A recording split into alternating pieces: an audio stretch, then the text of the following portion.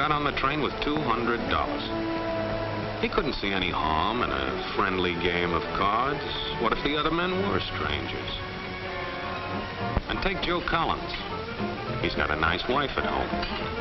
But he met this girl at the bar, and she looked, after the first couple of drinks.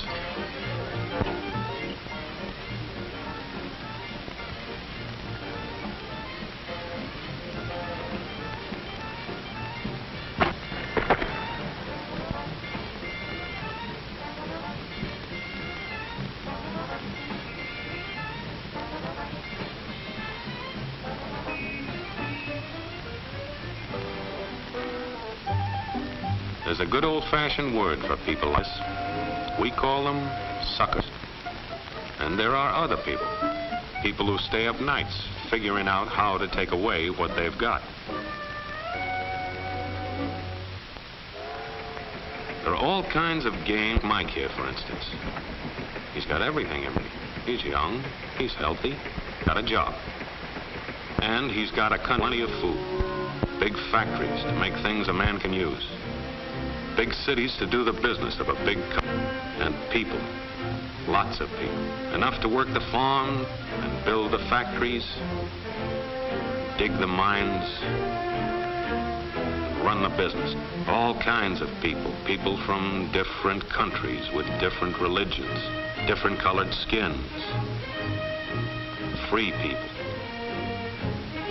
They can live together and work together and build America together because they're free. Free to vote, to say what they pleased, go to their own churches, to pick their own jobs. Yeah, Mike's got something, all right. He's got America. But there are guys who stay up nights figuring out how to take that away from him. I happen to know the facts. Now, friends, I'm just an average American. But I'm an American. And some of the things I see in this country of ours make my blood boil. I see people with foreign money. I see Negroes holding jobs that belong to me and you. Now, I ask you, if we allow this thing to go on, what's going to become of us real Americans? I've heard this kind of talk before, but I never expected to hear it in America. This fellow seems to know what he's talking about. What are we real Americans going to do about it? You'll find it right here in this little pamphlet. The truth about Negroes and foreigners. The truth about the Catholic Church. Do you believe in that kind of talk? I don't know, makes pretty good sense to me. And I tell you, friends, we'll never be able to call this country our own until it's a country without. Without what? Yeah, without what?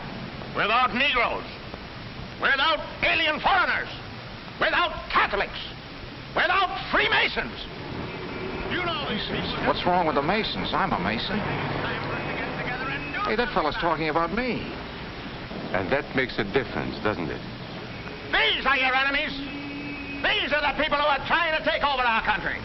Now you know them. You know what they stand for. And it's up to you and me to fight them. Fight them and destroy them before they destroy us. Thank you.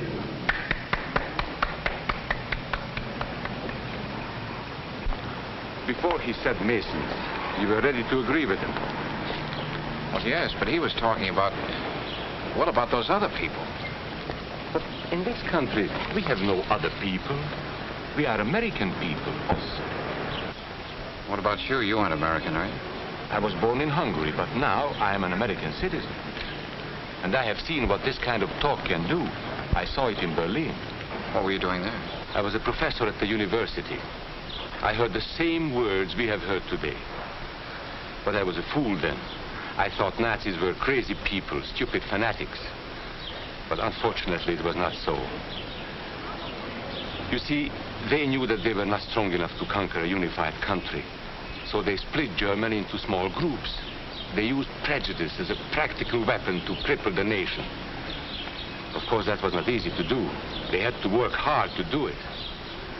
You see, we human beings are not born with prejudices. Always they are made for us. Made by someone who wants something. Remember that when you hear this kind of talk.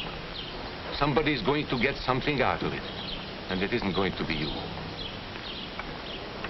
This is not classroom theory. I saw it happen. I saw it first in Berlin in 1932. 5 young men that I knew were standing in the crowd listening to the Nazi speaker. Eric was a Catholic. Anton, a student of mine, was a Jew. Heinrich owned a small hardware store. Karl was a farmer. And Hans was an unemployed metal worker. To all Bavarian Germans, I say it is time you inherited the nation which rightfully belongs to you. To you alone belongs the glorious destiny of the greater Germany. The Nazi Party will provide land for the farmer, work for the worker, and profits for the small businessman. Who is getting these things now? The Jew. The Jew who has stolen our nation and our birthright. Who makes all the money and takes all our jobs? The Jew! He must be shunned. He must be ostracized. He must be eliminated. And the Catholics. We don't want our great nation run by a foreign church. We Germans will know what to do with these people when the time comes. They and their faith must be destroyed. Then there are the Freemasons. In Germany, we have no place for secret societies. There will be only one society, and that is the Nazi Party. There will be no secrecy about that in the new greater Germany. One by one, he attacked each minority and he split them off one from the other. These men were all fellow Germans when they came here today. Now they were split into rival groups, suspicious of each other, hating each other. They were being swindled, all of them. But the man who was really being fooled was Hans. He was pure German, according to Nazi standards. To him they promised everything, and he fell for it. That's how Hans became a Superman. They gave him a uniform and they pumped up his ego. He wasn't just a little fellow out of work anymore. He was a member of the master race. Hans and thousands of others like him, all playing a sucker's game. They gambled with other people's liberty, and of course they lost their own. A nation of suckers. Hitler needed these people. There was lots of work to be done. There were trade unions to be smashed, because unions were organized and might offer resistance. There were many political parties in Germany. These the Nazis destroyed. They were determined to smash every organization where people might band together and resist them. There were Jews to be beaten and killed. The Jews were not powerful, but they were a convenient excuse for all the nation's ills. And besides, a Nazi party member could not take over this man's store. Hundreds of Catholics were put in jail because the Catholic Church had strength and could resist the Nazi drive for power. They had split the nation into 100 pieces, and then one by one, they had destroyed the pieces. Over these broken pieces, the Nazis rode into power. One party, one nation, one religion. These men had won their struggle for power. They now ruled all of Germany. But still they had trouble with their oldest and most persistent enemy, the truth. They found that truth does not die easily, and so they decided to abolish truth. One great source of truth is literature, so they burned books, 20 million of them. Many great men in Germany who were spokesmen for truth were jailed or driven from their country. Teachers, writers, scientists. Education was discouraged. In 5 years, college attendance dropped 53%. It was forbidden to listen to a British radio program or read an American newspaper. In Nazi Germany, you had to get your information from Dr. Goebbels. He knew what was best for you. The church was one force in Germany still strong enough to proclaim the truth in public. This Catholic priest was arrested the following day on charges of immorality. The Protestant church also continued to try and fight for truth. The Nazis put this man in a concentration camp. There were others who spoke for truth, and I am proud to say that educators were among them. And what, may I ask, is an Aryan? I don't know myself. But let us see what our present so-called authorities have to say about it. They say he is tall,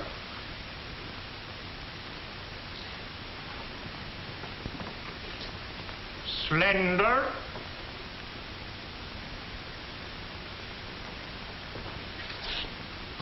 blue-eyed, and blonde. There is no Aryan race.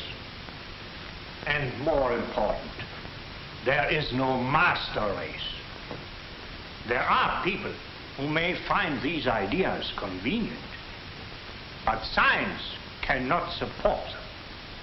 There is no scientific proof that there's any correlation between a man's racial characteristics and his native ability or character. In all racial groups, we find the same range of potentialities. We find idiots and geniuses. We find criminals and philanthropists. We must judge each man as an individual and not by the color of his skin or his eyes or by the length of his nose.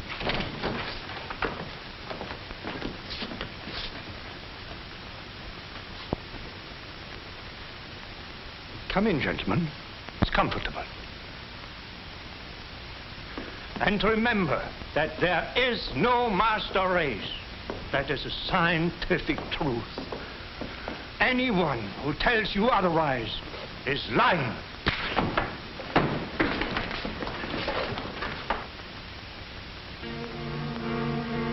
And so for all practical purposes, truth had been abolished in Germany. A lot of my German friends wondered what had hit them. How did it happen?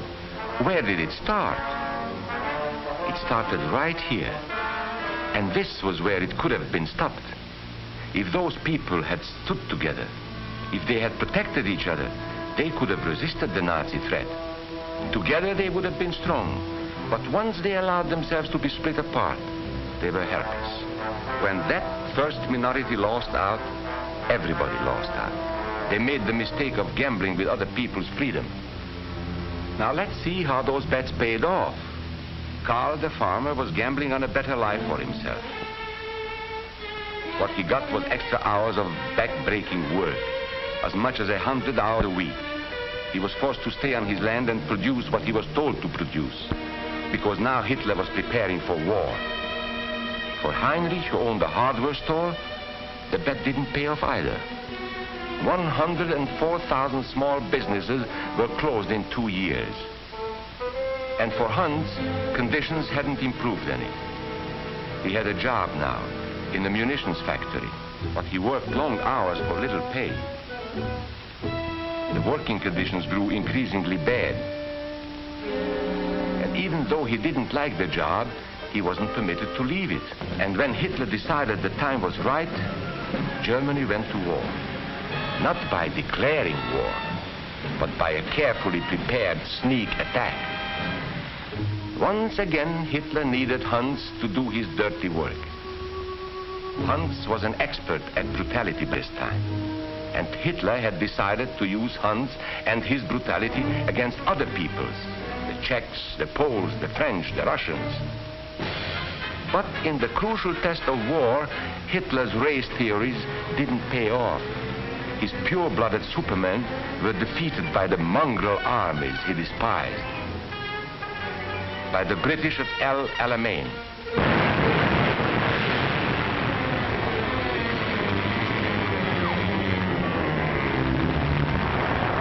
by the Russians at Stalingrad,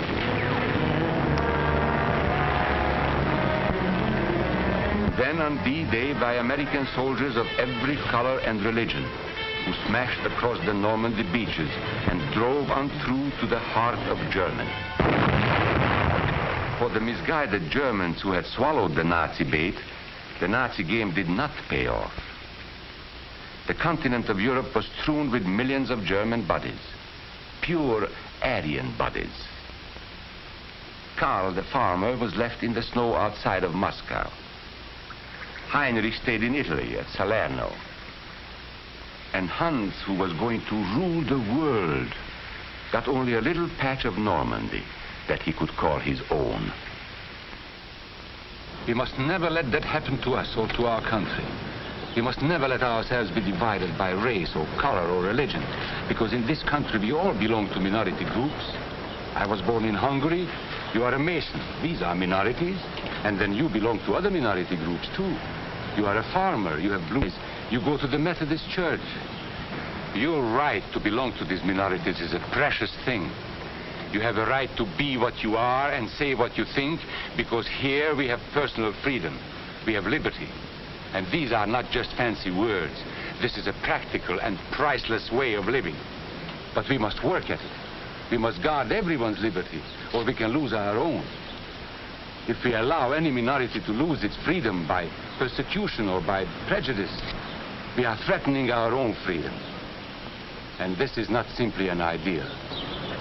This is good, hard common sense.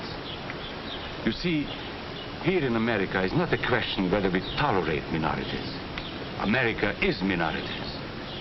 And that means you and me.